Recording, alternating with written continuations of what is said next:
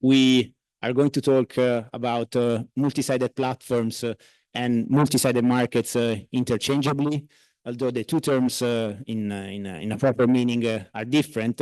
We refer to multi-sided markets as the economic structure, pricing structure that that sees multiple sides of a market, and instead properly a multi-sided platform is the entity that operationalizes this interaction, this pricing interaction. But for our purposes, we will use the two terms interchangeably. The content of today, so I'll start with setting the scene of what is a multi-sided market, what's a platform. Then we will have an overview of the aims and principles of market definition in competition law, and here we will also use and make reference to the 2024 market definition notice. Then we will touch upon in particular on the relevant product market and how to define it.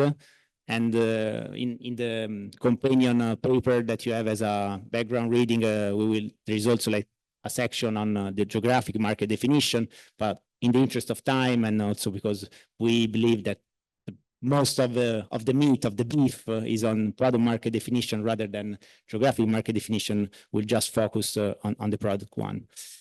Then we will go and see the main issue of market definition in case of multi-sided markets. And so here see the two theories and the two approaches of the single market or the multiple market definition approaches that have been, let's say, endorsed by courts in the US on the one side, and the solution that is in the market definition notice.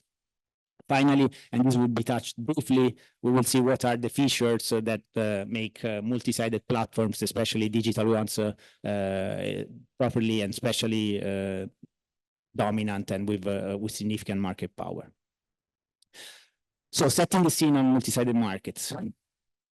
Now we think we should start with this question, and when you want to know something, at least if you are not a ChatGPT user, you go on Google and ask and see what's the definition. And in this case, if you ask what is a market, you will find references to something close to this definition that we provide here. So this is like the market is a place where one group of suppliers and one group of buyers meet. And this interaction can happen physically, and in the recent years, even more online. But markets have long existed. Amazon, today's Amazon is not so different, let's say, as a concept of the very ancient Istanbul Grand Bazaar.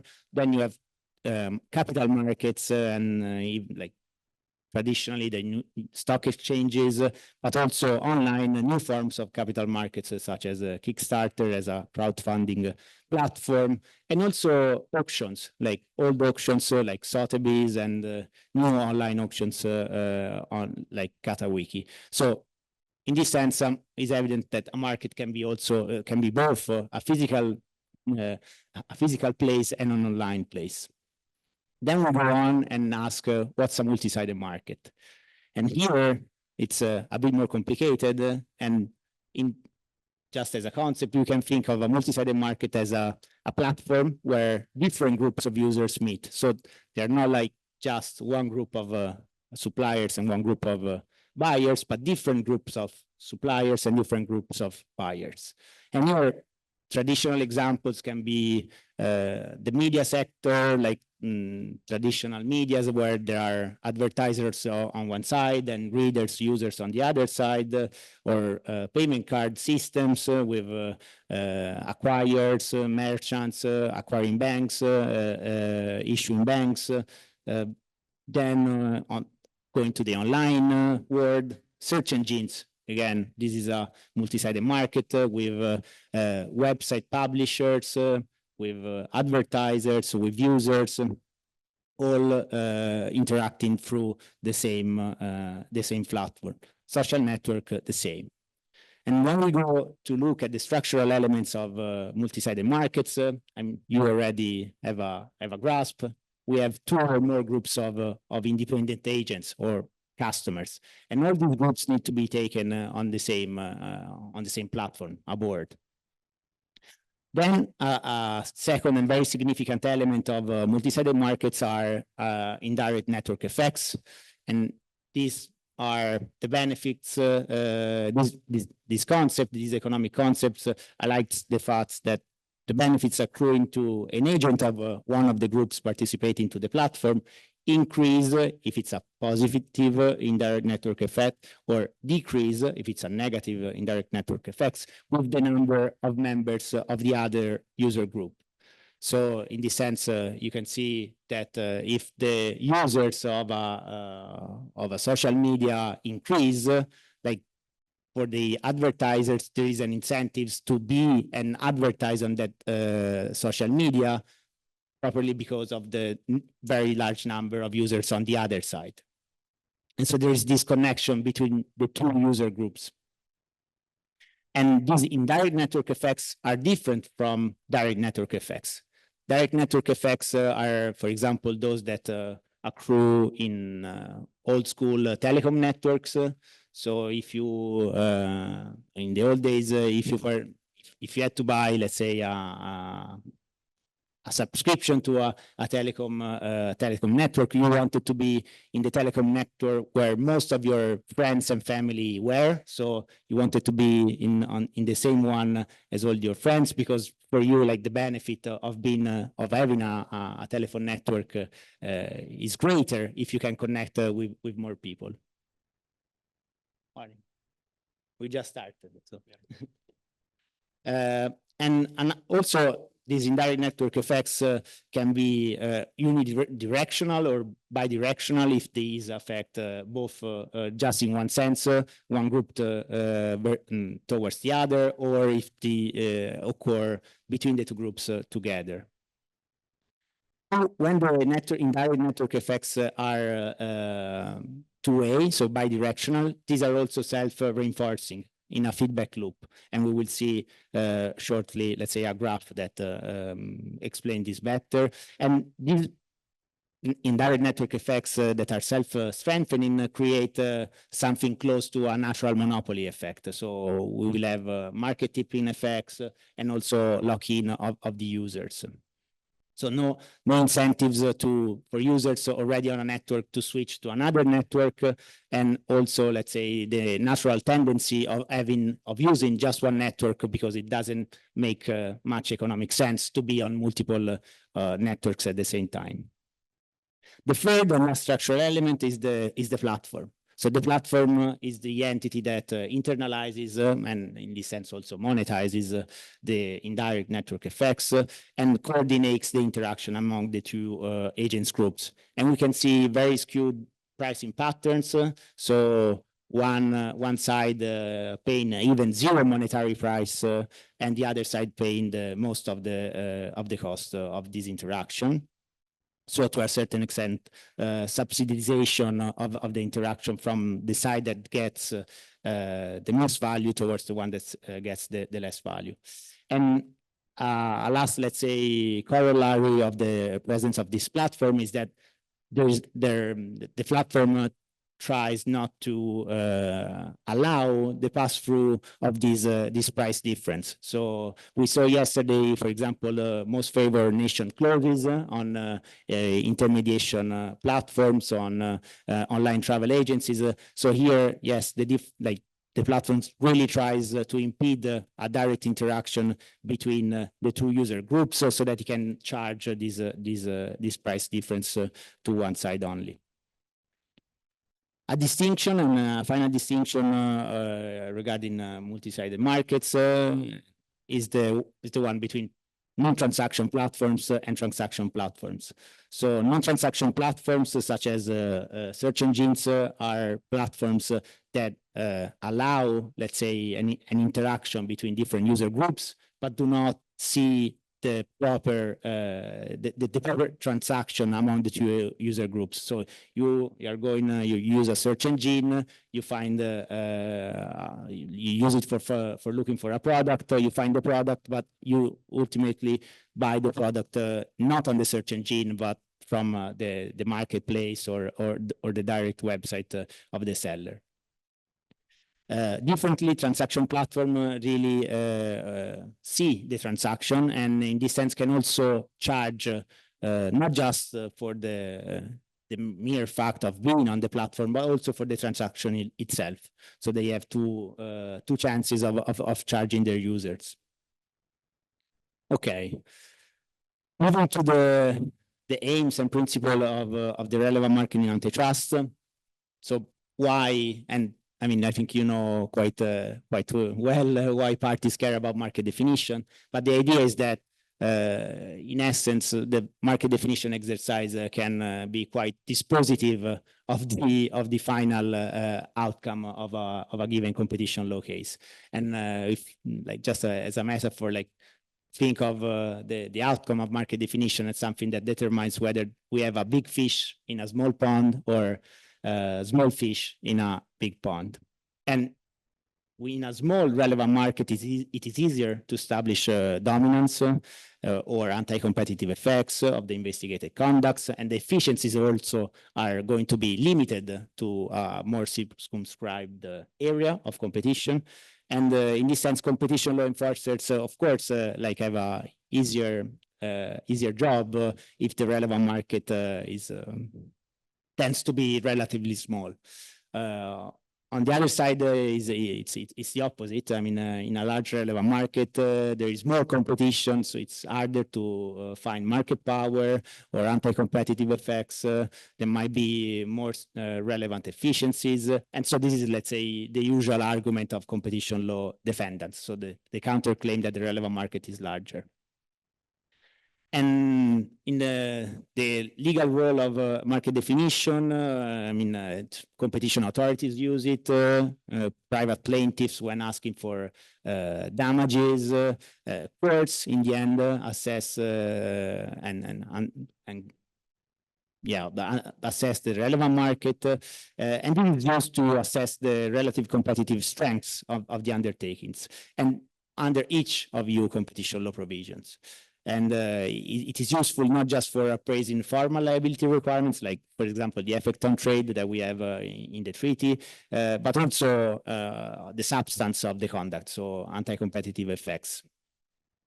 And today we talk about dominance, so of course market definition is de facto necessary to establish dominance under Article 102, but is also necessary to establish market shares under block exemption regulation that we saw yesterday. Also under the merger guidelines, market shares play a role, and so it's important to define the relevant market first. And then on the substance, like the likely competitive impact of the investigated conduct, and last but not least, also the scope of remedies in case of anti-competitive findings. So it's a tool that is useful all along the competitive analysis.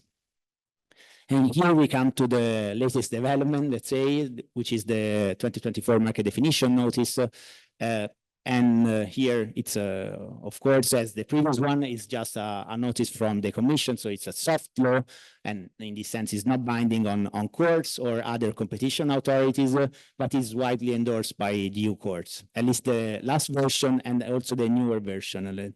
In the latest Google AdSense judgment by the General Court, which annulled the Commission infringement decision, the General Court referred to the new market definition notice, and to a large extent upheld the reasoning of the Commission regarding the relevant market.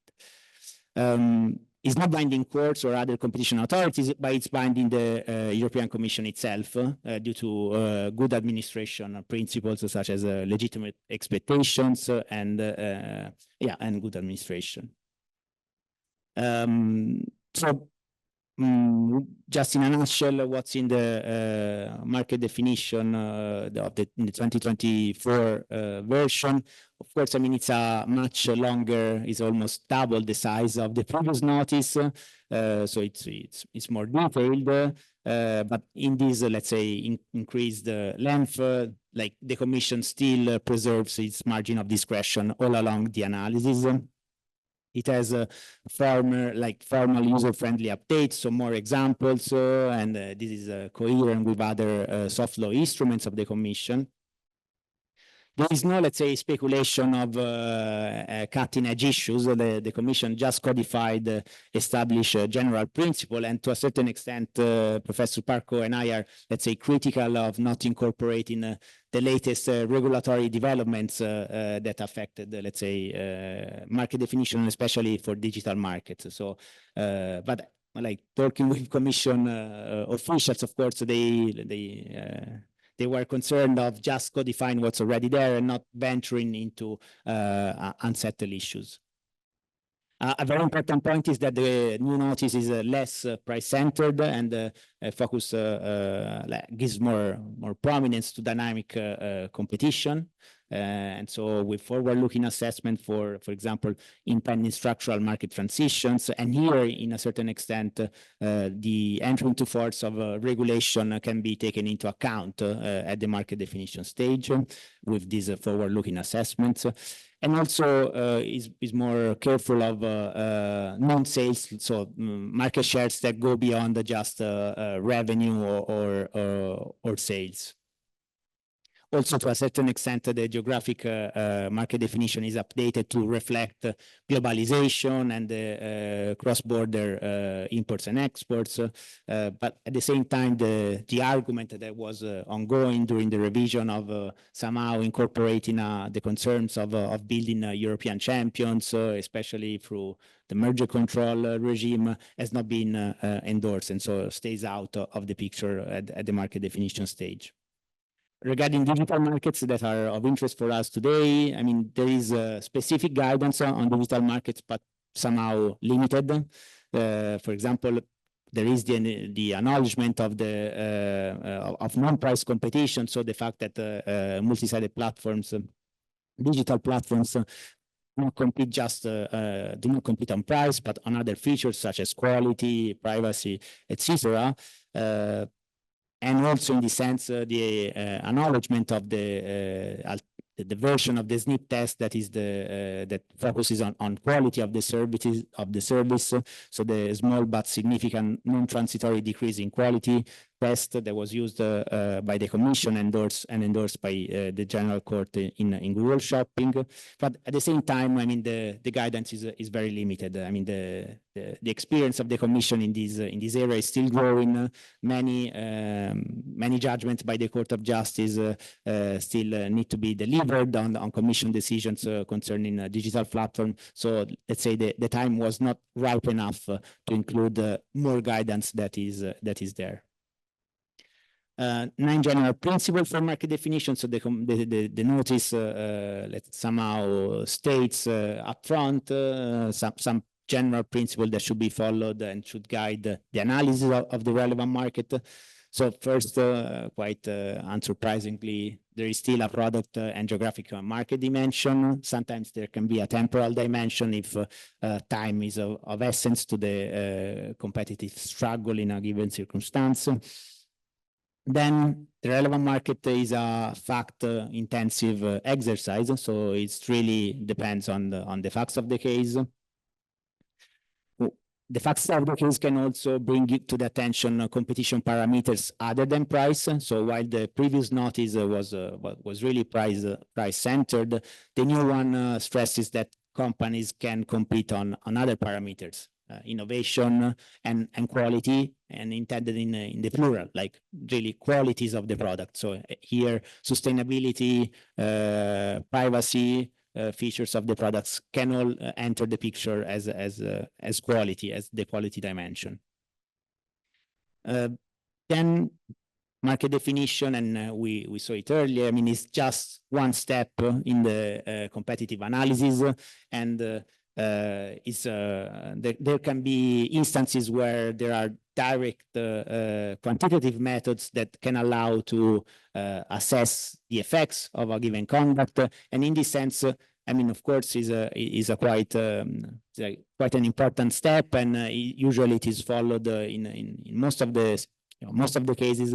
But the Commission, let's say, leaves the door open to skipping the market definition exercise if there are alternative quantitative methods of assessing the impact of a given conduct. And here, let's say the eye turns to for example, those economic methodologies such as the upward pricing pressure method that is used and mentioned in the US merger guidelines in the 2010 ones and the most recent ones of 2023, I think. So in this sense, the door is not closed for skipping market definition and using other methods if these are feasible in the given case.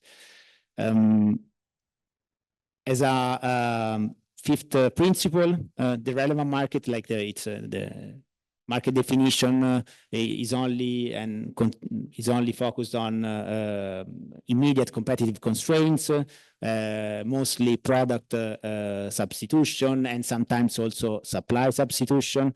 And then more remote competitive constraints such as potential competition are considered later in the competitive assessment when assessing the impact of a given conduct. So if the parties raise potential competition concerns or evidence of potential competition, this does not enter the picture and does not enlarge the relevant market, but is still considered later in the competitive assessment.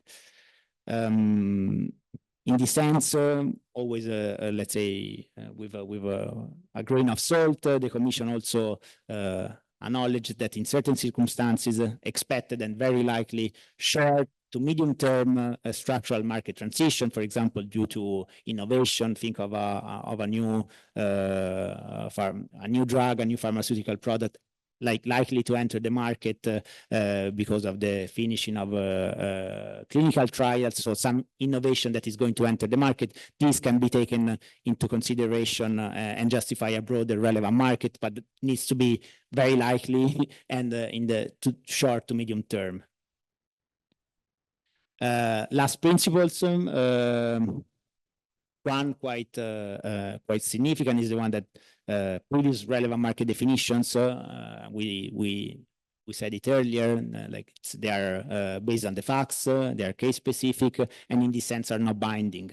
They do not bind competition authorities or courts. And of course, market definition can change even for the same product and geography. If you think about like the change of the competition parameter at issue, like from price to quality, or the undertakings involved are different, can be different. The conduct at issue can be different. Like market definition in an abuse of dominance case does not need to be the same in a merger case, even if the same product is at issue. And also competition dynamics can converge or diverge over time. And what's the value of past decisions for market definition? Well, they are informative point of analysis. So like, of course, it's useful to look at them as a starting point of analysis and see if they still make sense in your actual case. Finally, in antitrust, the relevant market and market itself as a concept is used with a specific meaning, which is not the same as a meaning that can be given by business people. And so sector, industries, regulated markets, these are all different concepts compared to the relevant market and antitrust. And finally, the Commission here again is one of those principles that preserves the margin of discretion of the Commission. Like market definition can remain open if competition issues are present or absent in any possibly defined relevant market, or also if the commitments can address the competitive concerns at issue. So in this sense, this is a confirmation of the margin of discretion vis-a-vis market definition for the Commission. Then coming and going deeper on product market definition, we have, let's say, a new definition of the notice that largely follows the 1997 one. And so you have highlighted in red, let's say, the addition to the current version. And so the definition goes: a relevant product market comprises all those products, and as like with products, the Commission also intends services, but even technology. So think of intellectual property rights. So this is also also applies to IP rights. So comprises all those products that customer regard as interchangeable or substitutable based on the product's characteristics, prices, intended use, considering the conditions of competition and the structure of supply and demand. And perhaps this addition was kind of implicit even in the first, in the previous notice. And moving to the economic rationale of this concept in antitrust, of course, it's an analytical tool to identify systematically, so with coherence over time, the boundaries of competition between undertakings. And in this sense, the relevant product market will lead you to identify products exerting competitive pressure on each other, actual competitor, which are going to be inside the relevant market, and potential one outside the market. Also, you will identify through the relevant market the relevant customers for those products. And so potentially relevant customers and potentially also damaged undertakings that can claim damages.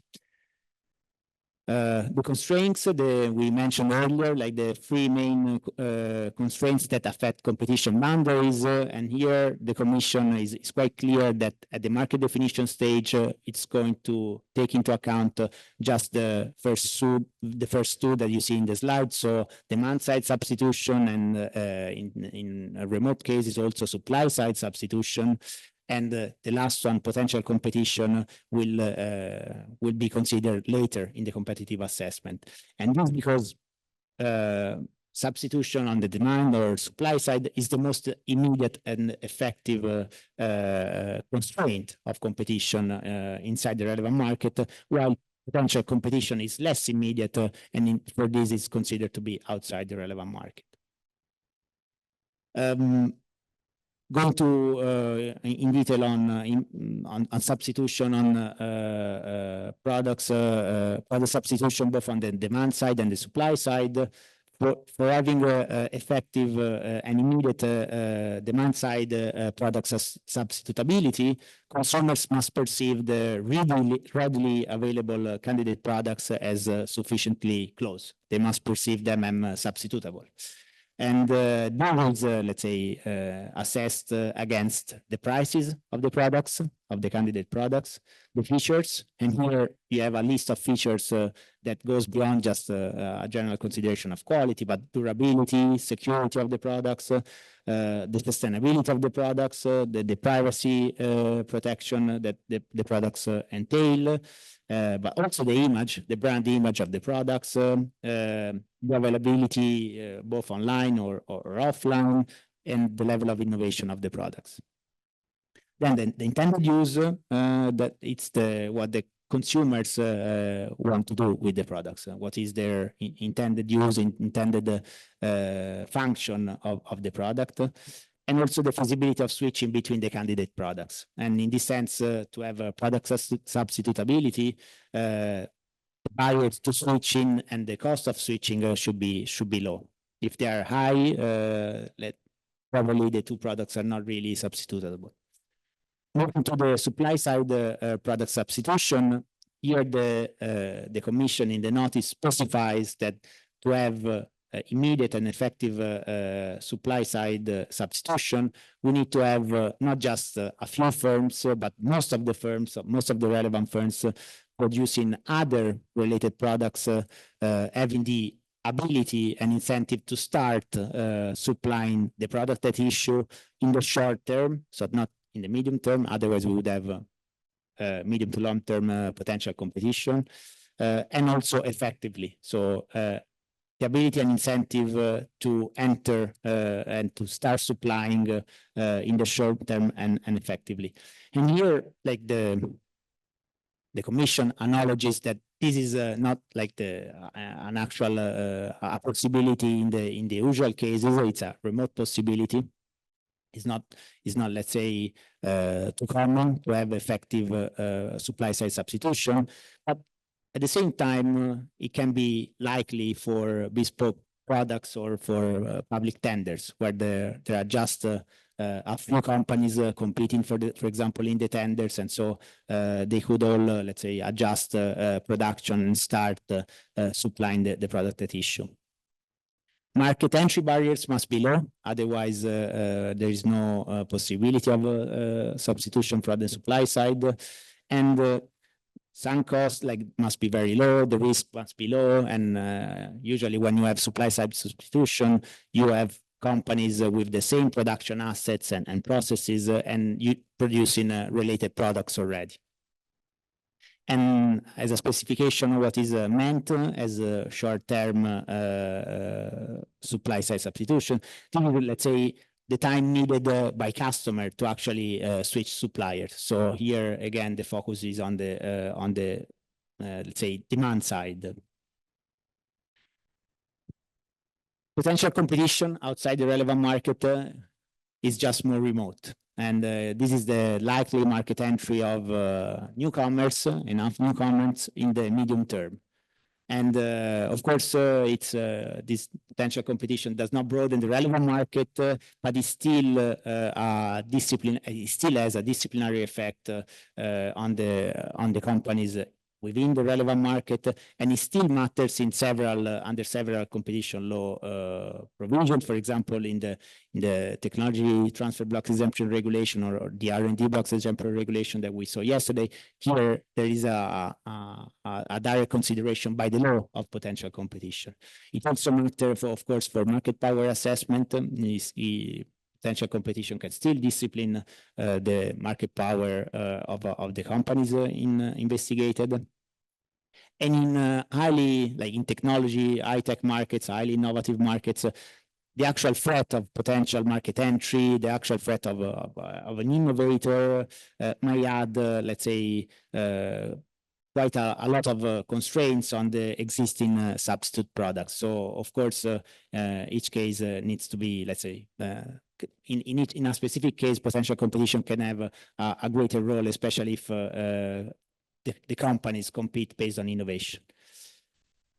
Regarding the evidence that is used to define the relevant product market, I mean, we already said that the relevant market is based on the facts of the case, and in this sense, the evidence available can be different in any given case. And so there is an open approach to evidence without any rigid hierarchy of the different types of evidence.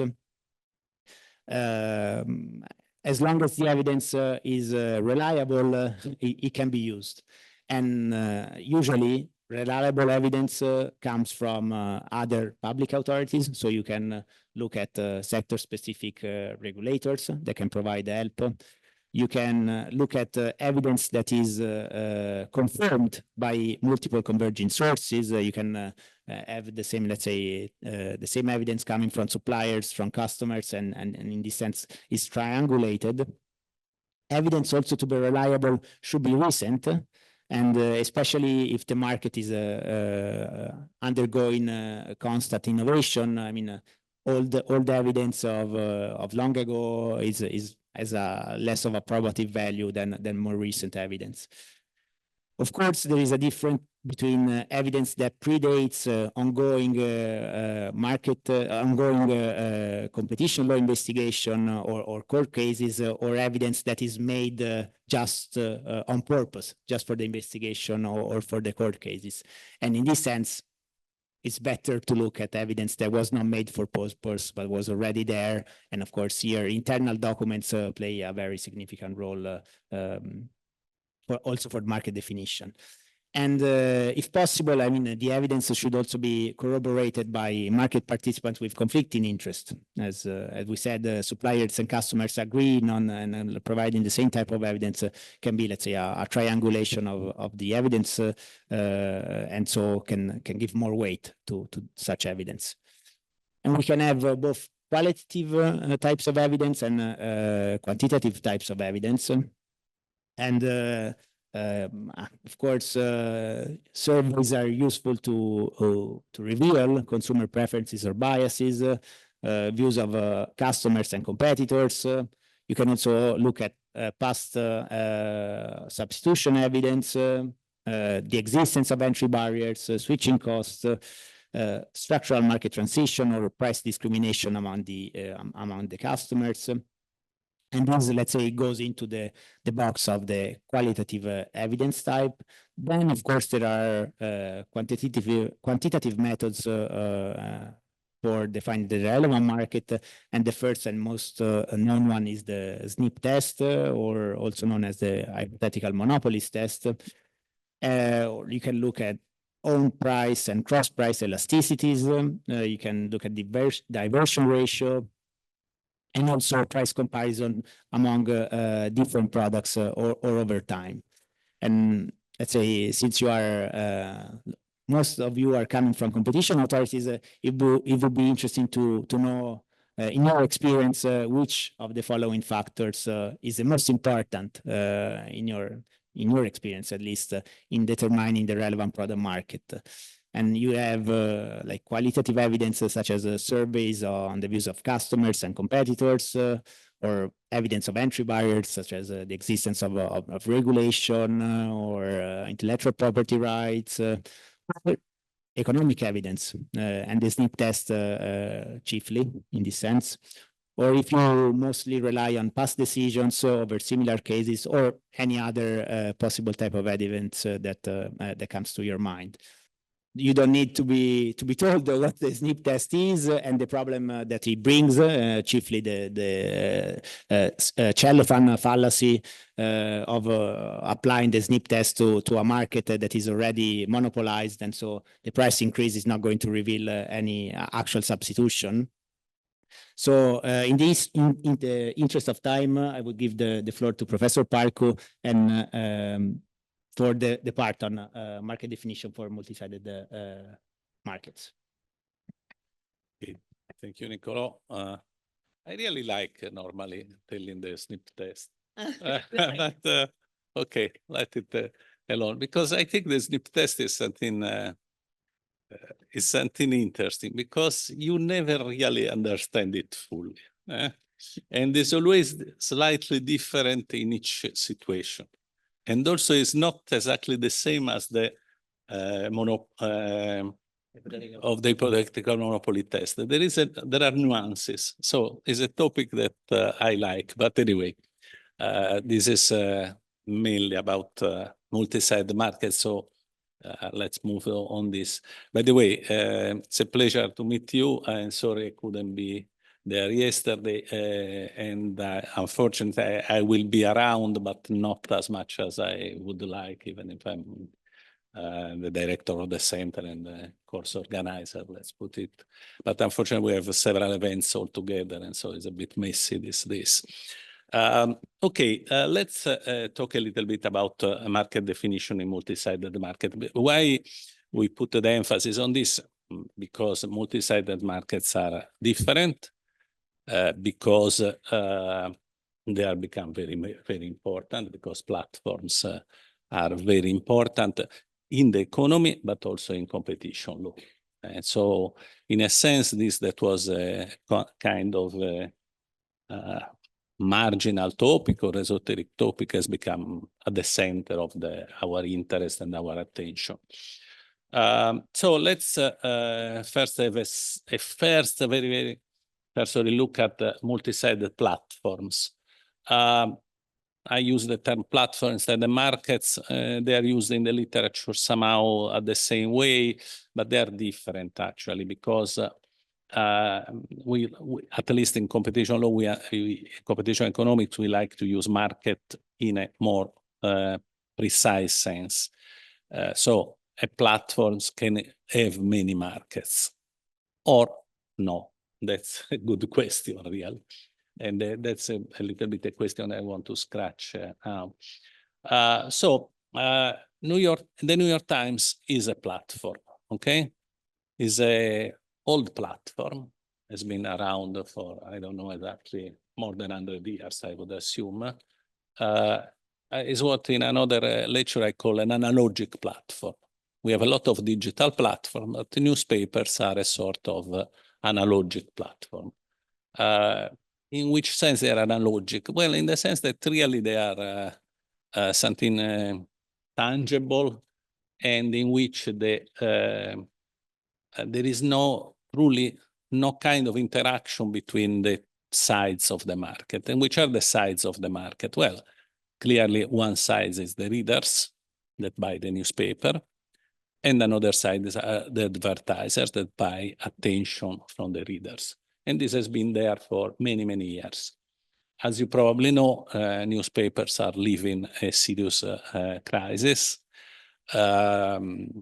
economic crisis, because for two reasons, because both sides have a problem. From the sides of the readers, news are being heavily devaluated. It's very difficult to sell news. News are almost for free on the social media in a lot of situations. Problem is that not always they are news, but sometimes they are fake news. So that's the issue, but it's another story. But anyway, the value of the news has clearly decreased. So that side of the market is in difficulties. And for what is regarding advertising, and we may talk about this in a second later, is clear that advertising on a newspaper is a very static form of advertising, very generic. There are forms of advertising much more effective. So I have another table in which I show that in the past 20 years, New York Times has lost like 75% of its advertising revenue, more or less, while Meta, for instance, Facebook has got an increase of in the 1,000%. So it's clearly where advertising has been going in these years. But anyway, still, the New York Times is still there, all the newspapers are still there, and they are a platform. A platform because they bring to the meeting of two different groups. Advertisers buy attention, the readers buy news, okay, and read the news. However, in which sense they're a platform? Well, readers the literature say that readers are essentially indifferent from advertising, a bit bothered, okay? If you exaggerate with advertising in a newspaper, readers have got a bit bothered. So let's put it this way, readers are neutral to the level or negative about the level of advertising. Advertisers instead, the more readers are there, the more happy they are, okay? So you see, there are externalities in this relation, and the platform is in the middle of this externality. So tries to balance the externality. This happened in many other markets. Airbnb, for instance, that puts together travelers and landlords. There are two different groups. There are externalities among them also, and the platform, this is a digital platform, puts them together and manage to having this system work together, satisfying both groups in a sense, and bringing an interest, satisfying an interest of both groups. eBay, we can find many other different kind of platforms. And really, here we have the questions. Is one market or are two markets? How many markets are there? Before I go ahead, because if you do the poll at the end, we have already given the answer. So let's do the poll now. Do you think that the New York Times, a newspaper, a group of newspapers in a situation are a market, or there are a plurality of markets in evaluating the situation? Let's say the New York Times buys another newspaper in New York, okay? Do we want to look at the market of newspapers? Do we want to look at the market of advertising on newspapers? Do we want to look at the market for news, what market would you look at first?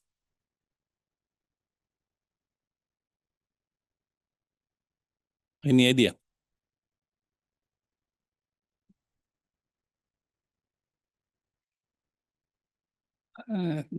Did you ever ask yourself this question?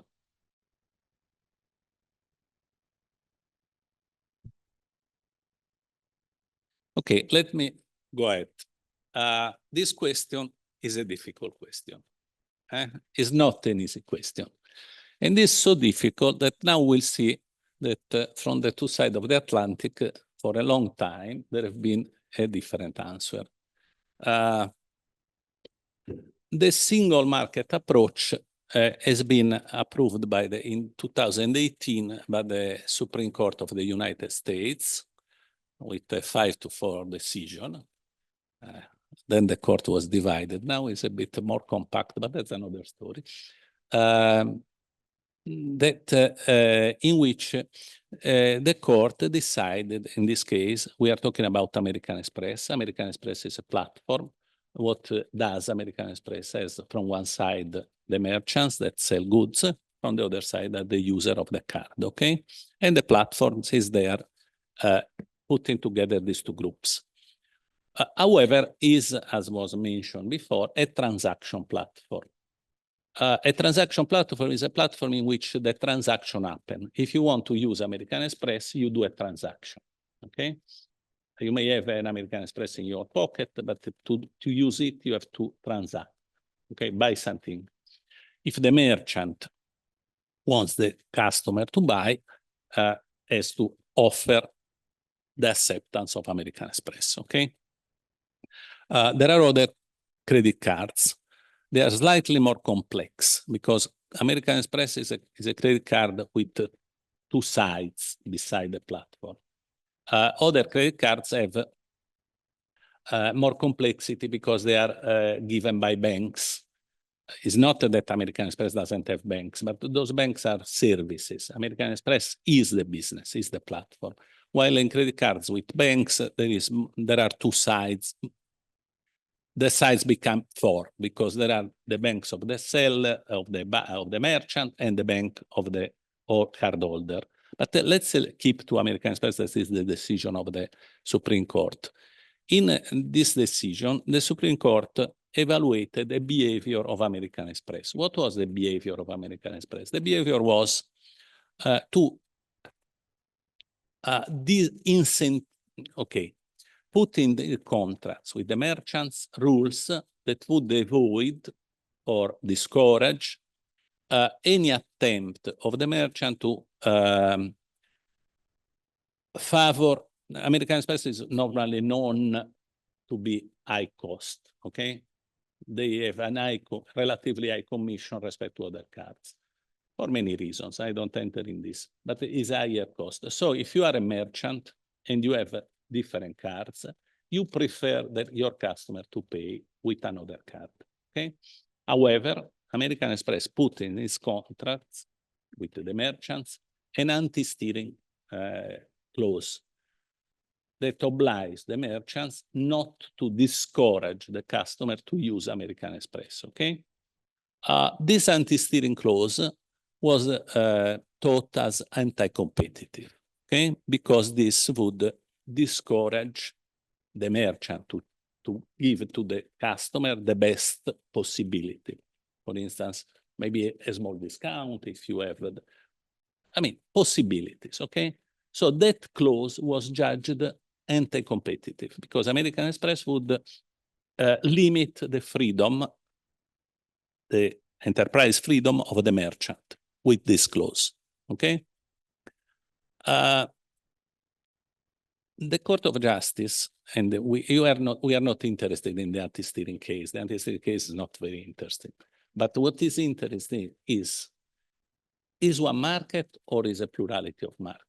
Okay, the Court of Justice responded to this question, is one market, because with American Express you transact, sell merchants and buyers of products. Okay, if it's one market, you cannot look only at the fact. It's clear that the anti-steering clause limits the freedom of the merchants. They cannot choose, try to induce the consumer to use one card or another, saving something of the commission, okay?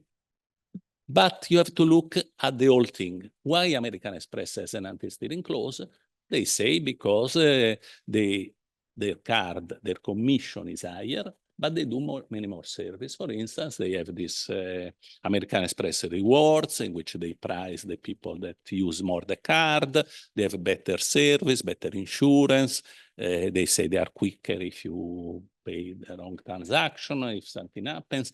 So they have other things that they put on the side, maybe on the side of the consumer, in that case of the buyer.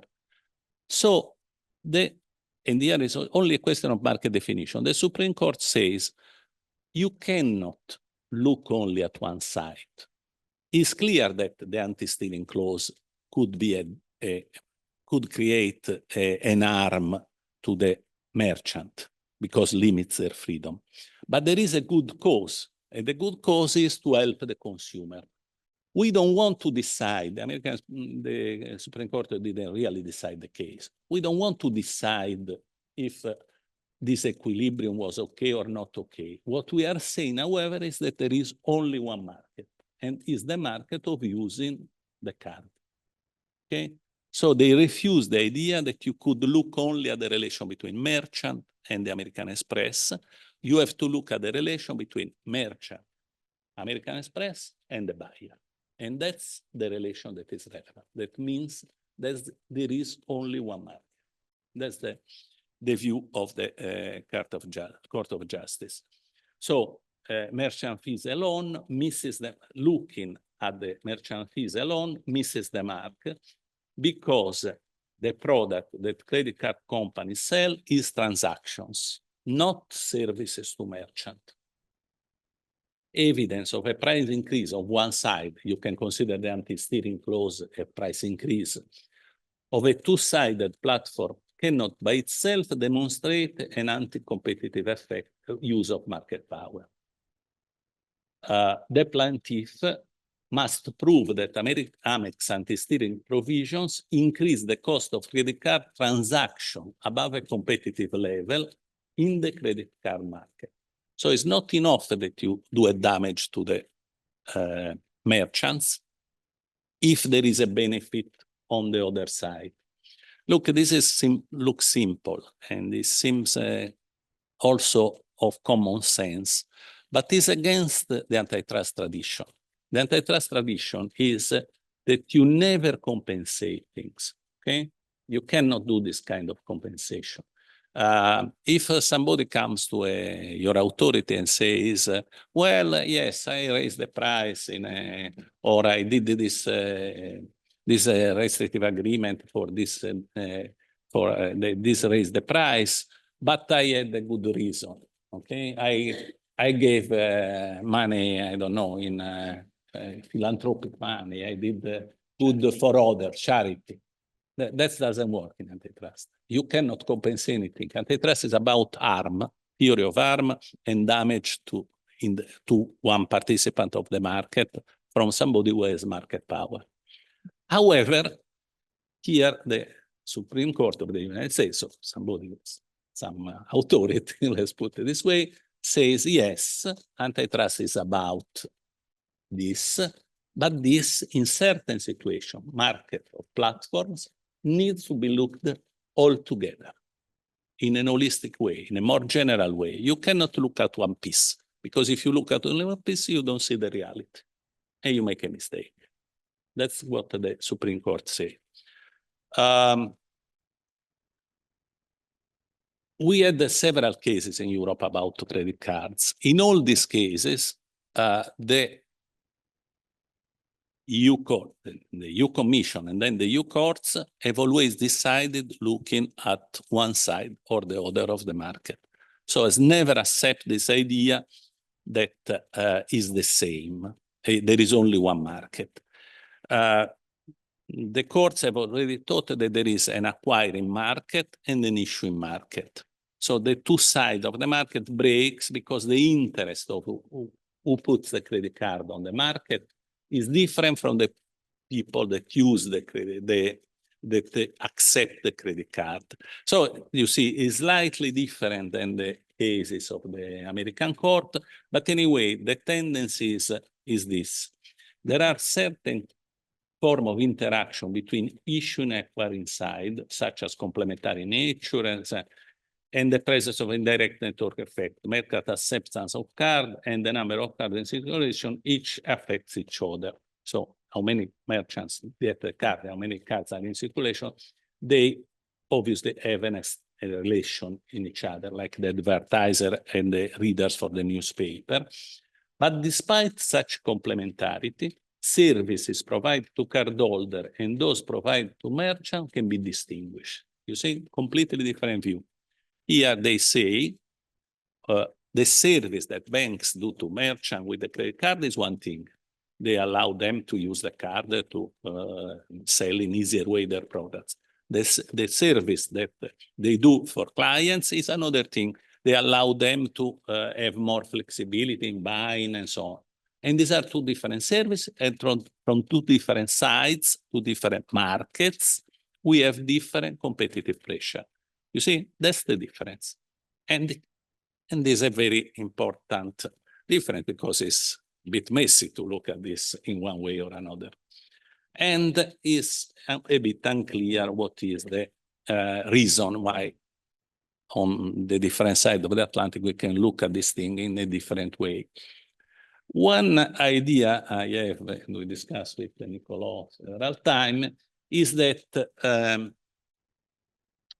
probably the difference is born in the way in which we look at this policy enforcement of competition. I don't want to push this too much, but I think that in the US court in particular, there has been a primacy of consumer welfare, okay? So the emphasis is on the ultimate and overall effect of the market as a whole on the consumer. So when the court say in American Express, I don't care only about the merchant, American Express relation, because you have to look also what American Express is doing for consumer and balance, because in the end is the consumer welfare, the average consumer welfare, the issue. That's the way they reason. While in Europe, we understand consumer welfare, we are interested in consumer welfare, but we are also interested more probably than the American in the actual dynamic of competition. That's why we look at each side, okay? So we look at the competition among, for instance, bank issuing cards and the competition between banks acquiring cards or merchants, so on. So we look at the different sides, looking at the different, we are interested more in the process, not only in consumer welfare. In the US, seems to be the tendency to look mostly or only at consumer welfare. And this could be at the base of this distinction. If you want, we can do the poll time now. Do you endorse the find of a single relevant market for a transaction platform? Yes, overall the platform with all its market size is a commercial activity subject to competition law. No, substitutable products can be very different on each side of the market. What do you think? Before I go ahead, if I ask you the same question about newspapers, let's go a second back to newspapers. Why newspapers are different from credit cards? Transaction, okay? What is the transaction? There is a transaction in newspapers. What is the transaction? I buy a newspaper, no? Normally, okay? And there is another transaction. The advertiser buys the space in the newspaper. What is the missing transaction in the newspaper? The missing transaction is that the advertiser doesn't give any money to the reader or vice versa. The platform is in the middle and the two parts. The platform deals with the two parts, but doesn't deal, the two parts don't deal with themselves. In the credit card, there are platforms that deal with, American Express deal with the merchants. American Express deal also with the consumer because you pay normally a fee for having the card, okay? The merchant pays a fee also for having, but there is also the transaction between the merchant and the client. That's the difference, okay? If you have a non-transaction market, can you imagine that is a single market? Also, this is an open question. However, on this one, probably we have more certainty that the pressures, the competitive pressure, because the market's definition is about competitive pressures, okay? The competitive pressure on newspapers, on readers of newspapers, okay? The one that go to buy the newspaper, and the competition among newspapers is about something. The competition among advertisers in getting space among newspapers is different. The actors are different, and it seems to be different competitive pressure. So if you don't have the transaction, it looks like it's more likely that the market split, the dynamics of the two sides split, okay? So this is a sort of rule of thumb for starting thinking about this. I'm not saying that this is decisive, and I'm not saying that in the other case, always you have one market. But clearly, if you have a transaction, you have to look if it's one market or more. If you don't have the transaction, it's more unlikely, okay? Okay, recent sign of convergence, yes. The DOJ sued Google for monopolization of multiple open web displayed advertising product, and defined in the case the DOJ plus 8 American states. This is a very important case, very open in the court, already decided in the first instance, and now we are getting the top of this case. Anyway, there are three relevant one-sided market: publisher and servers, ad exchange, and advertiser ad network. So Google Ads, Google AdX, and Google Double Click. So you see, Google has been looked in different pieces, and so this idea that Google is one platform and so everything is the same is not flying in the US in this case. Obviously, this case is in the law courts, so we'll see when it goes up and if it's upscale to the Court of Justice, what the court will say. But for the moment, it looks like they are identifying different markets. And that's more or less what we did in Google AdSense decision, the European Commission. So maybe there are situations in which things are converging. Okay. How many relevant markets? I would say that the market definition notice is agnostic, doesn't give a definite answer, and cannot give because, as rightly you say, it depends on the case. So if more sides face similar competitive pressure, then the product offered by the platform on those sides belong to a single relevant market, okay?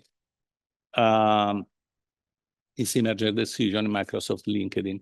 If each side face different competitive pressure, then the product offered by platform on each side may belong to different relevant markets. So it is really looking, as I said before, to the type of competitive pressure. If you are an advertiser that buys space on newspaper, you have a certain competition by advertiser, a certain relation with the newspapers. If you are somebody who is buying news, you have a different situation, and the newspaper that looks at you looks in a very different way than the way in which it looks at the advertiser. Pressure are different. The New York Times have to look at other sources of news in trying to attract you. Sure, other sources of news are important also in trying to attract advertisers. That's why it's never totally clear-cut, but it looks like the pressures on the two sides could be different.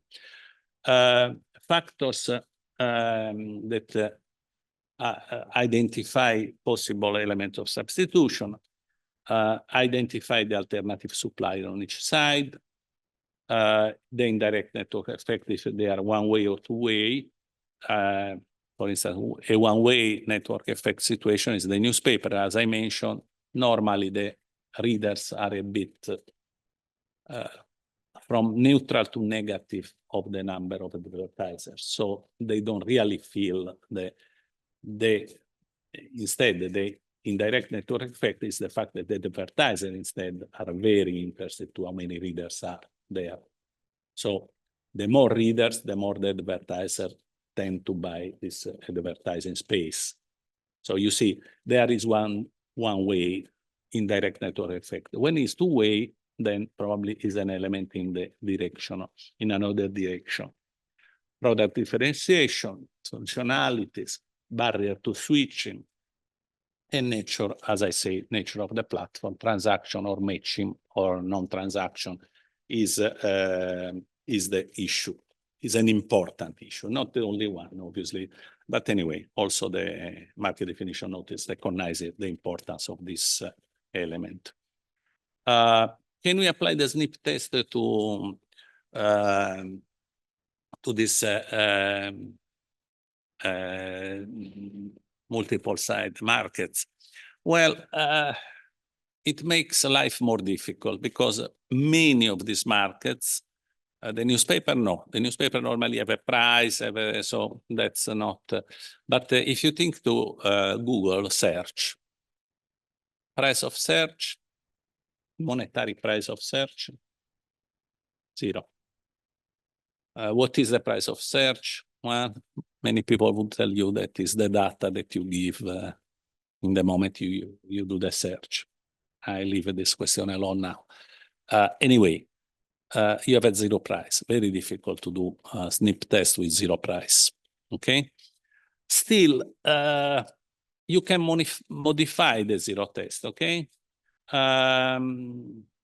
There are several discussions as a SNC, small but significant non-transitory increase in cost, not easy to measure, but think to attention cost, for instance, more and more advertising could be considered a cost for the reader.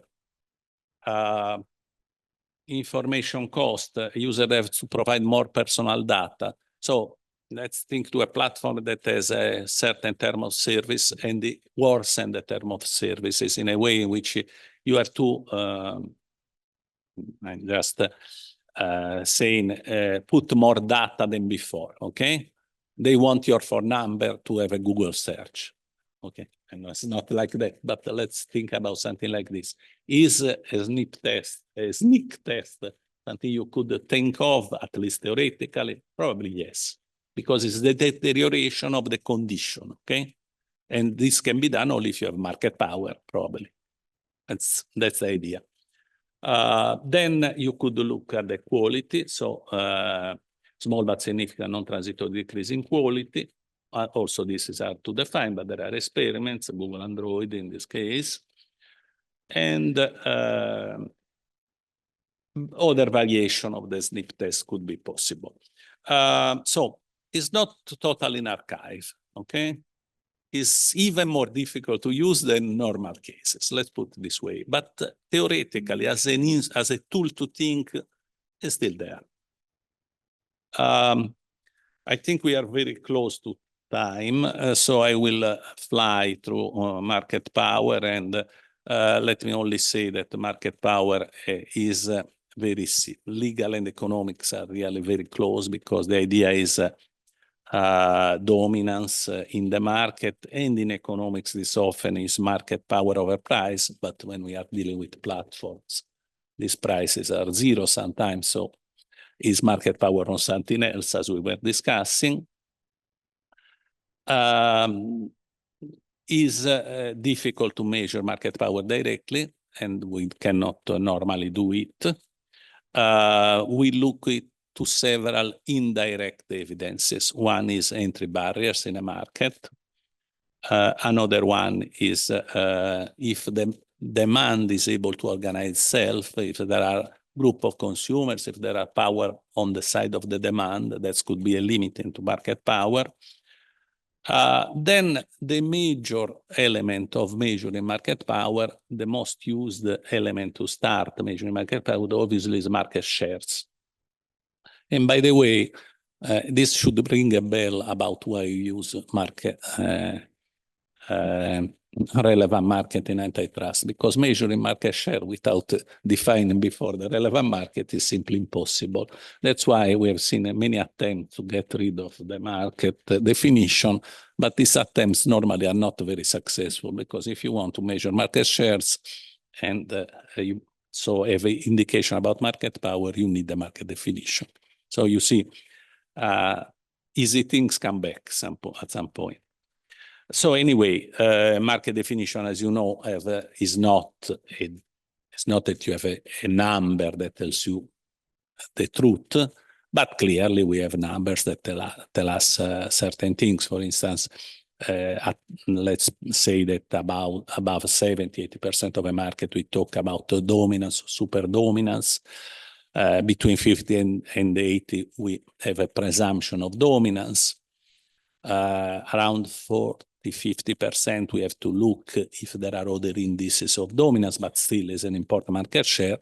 When the market share goes below 30–40%, is more unlikely, and below 25 is very unlikely. Okay, there is no dominance presumption. So market share are important. However, market dominance doesn't automatically follow from high market share. You have to look at existing competitors, countervailing power, product differentiation, very important. But market barriers to entry, if they are low, you can have still a competitive pressure from outside the market that could come in quickly. So these are all elements that should be taken into account. The market concentration, to look at the market share, the more common is the Schuman index. You can see the tables of industries that tell you how much concentrated is an industry using this index. So it's a very useful instrument. Even if sometimes, and I think you have the experience in the authorities, sometimes you don't have all the numbers, because the Herfindahl index requires to have in all the numbers of the industry in that map to be measured fully. So sometimes other less precise indexes are used, like top 4, top 8, or things like this. For platforms, it's difficult to sometimes to have we need sometimes to use other instruments, because market shares are even slippery here. Sometimes we use things like website traffic, number of active users, but then it depends if a consumer can do multi-homing or not. So this measure for market, for platform are a bit more difficult. So let's say that for platform, all the instruments are there, but they are a bit more difficult to use, exactly like the SNP test. There is an interesting, I don't enter now in the detail, it's too late, but there is an interesting, this list above in the upper part, you find the things, no, it's not, doesn't arrive, no. In the upper part, you find the normal element to look at the market power, evidence of dominance, okay? In the lower part, you have an interesting list, more specific for multi-sided market. This comes from the German Cartel Act. So it's interesting that they have identified certain things that are more useful for multi-sided market: human capital, technology, indirect network effect, big data barriers, large installed user base, first mover advantage, single homing, walled garden. You see, these are specific for this kind of markets. You normally use things different, like the one that you have in the upper side of the picture. I don't have time for this. Let me say that we have a lot of generic discussion about market power of platforms, and they are based on a lot of different elements, okay? Market capitalization, they are very, very large, okay? And you can see that the platform in this table are have a huge market capitalization. That means reserve of cash, access to credit, lot of elements that normally are important in market power. Then human capital. For the reason that were there before, they are very able to attract the best human capital. Certain mergers are mergers in which this market power is accumulated by major digital companies, by acquiring small companies, not for the idea, not for the company. Sometimes they acquire it for different reasons, but sometimes they acquire it just to hire the person. So you see, in fact, it's thought about acquiring. Then there is, as I said, acquisition that could be part of the human capital, part of the acquisition per se. And you see hundreds of acquisitions by the major platforms. And most of these acquisitions are under the radar. As you know, there is a big discussion. There will be probably some discussion. We will have a merger course in this next year in which we discuss in depth this kind of issues of acquisition by a large platform and what is their meaning and their dynamic. But anyway, they have acquired hundreds of companies without normally any kind of merger control because they are below the radar. Very small companies, no turnover, almost no turnover, or anyway, irrelevant turnover. Then obviously we all know that they have larger users base, Google, Amazon, all these have customers in the billions. So it's something totally unused in history. This wasn't, never happened. So you see why we have discussion of market power that go beyond market share, go beyond, but look at these general factors, okay? But still, when you do antitrust, you have to look at the market and make a decision on the single specific case. Larger user database, as I said, the ability, I mentioned it before, one thing is to traditional ad, you put the ad on a newspaper and you improve your brand awareness. But with this platform, you can arrive to go very, very deep in brand interest, consideration, favorability, close to intent, almost to make the purchase. So this advertising is so well targeted that is vastly superior to the advertising of you can put in a traditional way. So this is another element of market power, this new business model that exploits advertising in a very incredibly effective way. Then big data and technology resources. Here you have a table that you can have a quick look later on how much they invest in R&D. And this is also, if you want, a superiority that aliments its feedback on itself. The more they invest, the more they are advanced, the more it's difficult to contrast their market power. I'm not saying that this is anti-competitive, obviously, because this company do an issue for competition authorities that want to evaluate market power. There are a lot of feedbacks between data and technology. Obviously, the more data, the more improve your algorithm, and the more improve your technology, and then the more clients and the more data again. So all these feedbacks are very important. In the end, and this is, I will not take time here, but let me just mention, in the end, at least the European Commission has come up with this Digital Markets Act in which has decided to take some of these things, several digital products, they call them core platform service, and stop evaluating them with the normal ways of the antitrust, not more measuring market, not more measuring market power, relevant market and then market power, but saying, okay, if you have more than 7.5 billion of market capitalization, if you have more than 45 million of clients in Europe, if you have a durable entrenched position in this market, then we see you as a gatekeeper. And then you have to respect certain rules. It's a serious shortcut, okay? Friday, if you are at the conference, we will have this conference on the Digital Markets Act after 1 year to see how is this working or not at the moment. But clearly is a way to react to the extreme difficulties to deal with the big techs and big platforms with the tools of competition law. This doesn't mean that competition law is not dealing with them. It's dealing with them, has been dealing with them for years, and will continue to deal with them.